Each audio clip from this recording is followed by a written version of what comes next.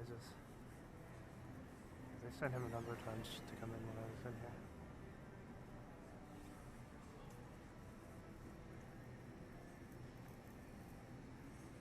Just camouflage shorts, the heavy set guy.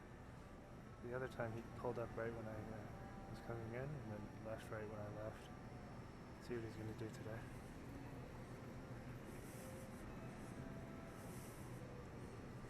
Yeah, he's going up to the cache now. I'm going up to the cache too. So yeah, another time too. He pulls up right as I'm about to go in. Looks kind of like a biker type of guy. They use those guys a lot in the operation. He's wearing the usual camouflage that they have them wearing. Let's see if he's going to go up to the cache right as they send him over here when I'm here. Well, this is the second time anyway. He's probably going to exit when I exit, or around pretty close to when I do that, when I exit.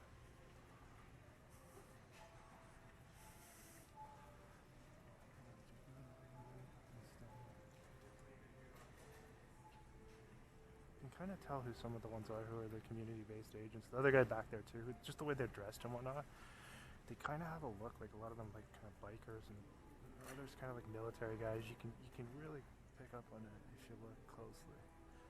And just by their demeanor and what they're doing, like with the checking the phone and showing up the same aisles and whatnot. Let's see if we got here.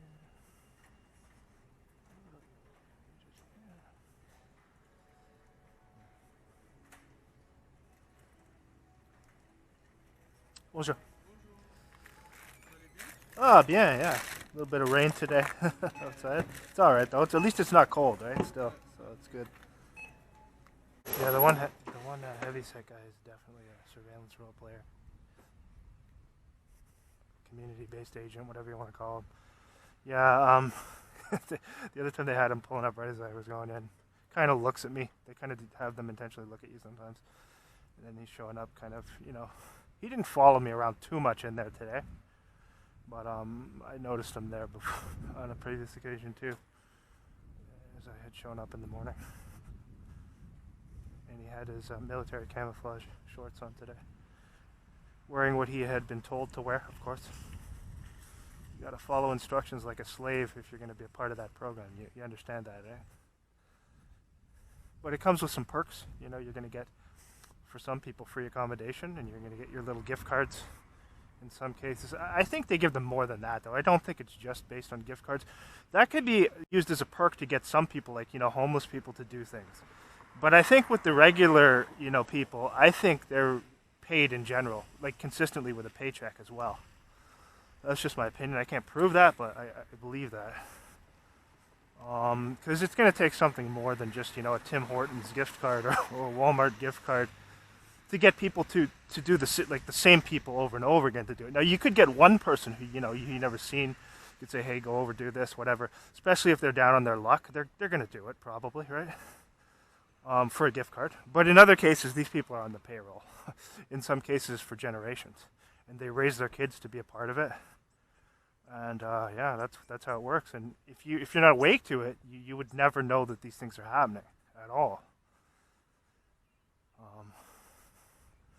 But it's become more evident in recent years, of course. But I'm sure they've had this going on for a long time here, at least in this country.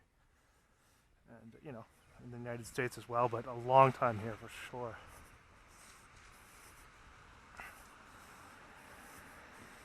But like if they're doing these things before the internet existed, I mean, it would be very hard for someone to really wake up to what it was. And I think they're pretty sure they have been doing it here in Canada before, you know, before people could go online and read about these things or research them. So that's even more difficult for someone. I mean, now it's all out there, and sure, there's a lot, mostly disinfo, but you can still put the pieces together by correlating it with what you see in real life and looking at what some of these agents say. Because there's no one real person who gets a lot of promotion who's real. Not one who talks about this subject matter, organized stalking, not one. Eric Karlstrom, all of them controlled. But again, it still pays to look at them. It's still worth looking at what they have to say, because you can find little tidbits of truth within what they're saying and correlate it with what you see. So here's the litmus test. Are you seeing it happening? Are you experiencing it? as a quote-unquote TI, if you're not experiencing it and you're not seeing it happening, it probably isn't happening. That's just my way of, because there's so much, my way of determining these things, because there's so much disinfo.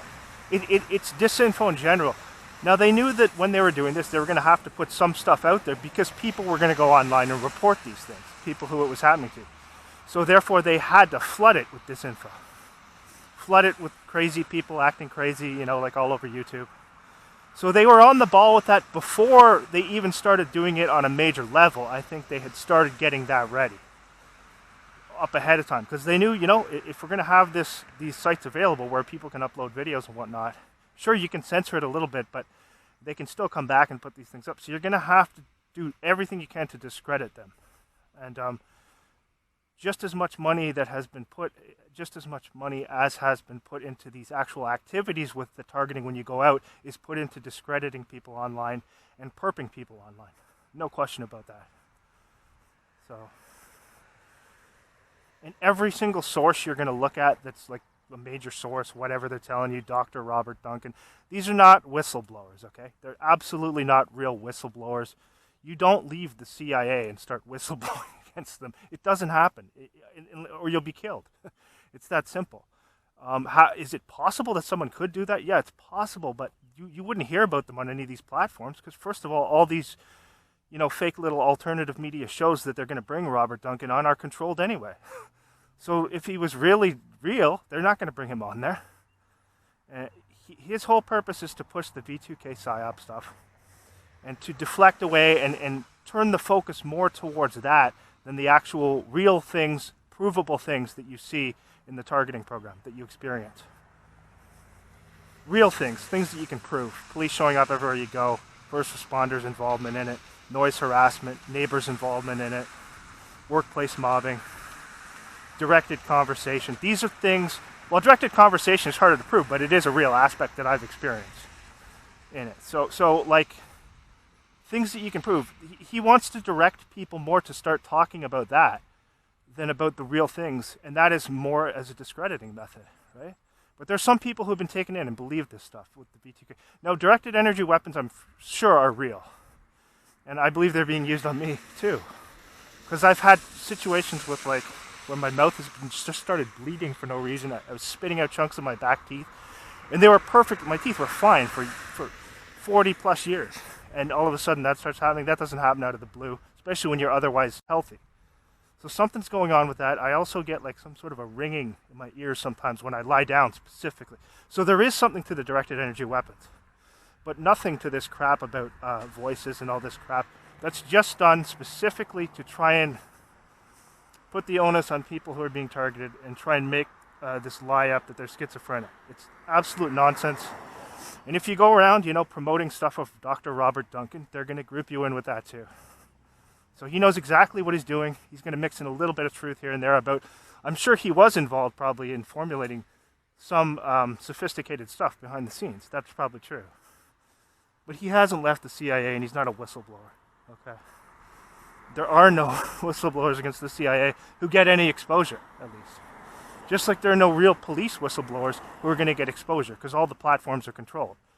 So you could have real police whistleblowers, and of course there have been, but they're going to shut them down and not let them have much of a voice, and they're going to target them. Now in that case there are some. It's not like with the CIA. With the police, I'm sure there are real whistleblowers who have left because of these things, because of the corruption.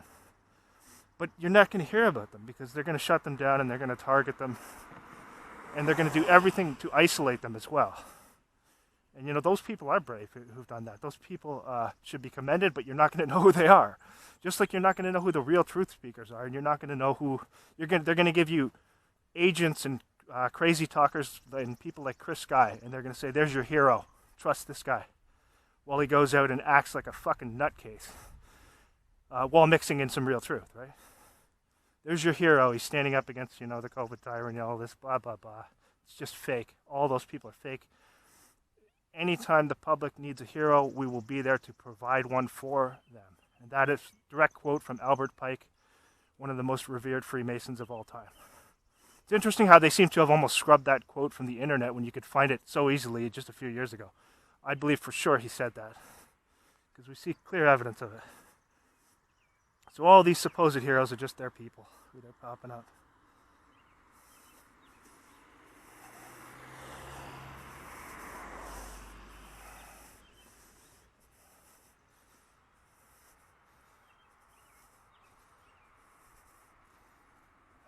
This dog walker guy again. Different time. I'm coming back today and he's out walking the dog again on this side of the street there. Timing it for when I come back. So yeah, like again, if you want to believe those people, Dr. Robert Duncan, I'm not telling anyone what to think. Believe that. Use your critical thinking. Scrutinize these things, and if you reach the conclusion that you believe he's legitimate, that's fine, but I'm just telling you, I'm sure he's not. And none of those people, if they're talking about the targeting program, there's no one who's getting major exposure who's legit. No one. They're going to only give you, if you're legitimate, maybe, you'll just be shadow banned. And if you get anything at all. So. And hit with him, again, it's so obvious what his purpose is. It's to associate people who are being targeted, to get them to talk about this V2K stuff so people can say you're schizophrenic, you're claiming to hear voices. And they don't anyway, they don't. So the people who they put out to say that are just liars and their own operatives. The same people who they use to stalk and target people are the ones who they put out as actors to say they're hearing voices in V2K. It's all nonsense. It's all discrediting methods. That's all it is. But again, if you want to believe it, believe it. I'm not telling anyone what to believe, what to think, I'm all for critical thinking. And that's why I've reached the conclusions that I've reached. And that's why you see so few people speaking out about this, because it's so controlled, this subject matter. It's so flooded with disinfo, and it's so controlled by them.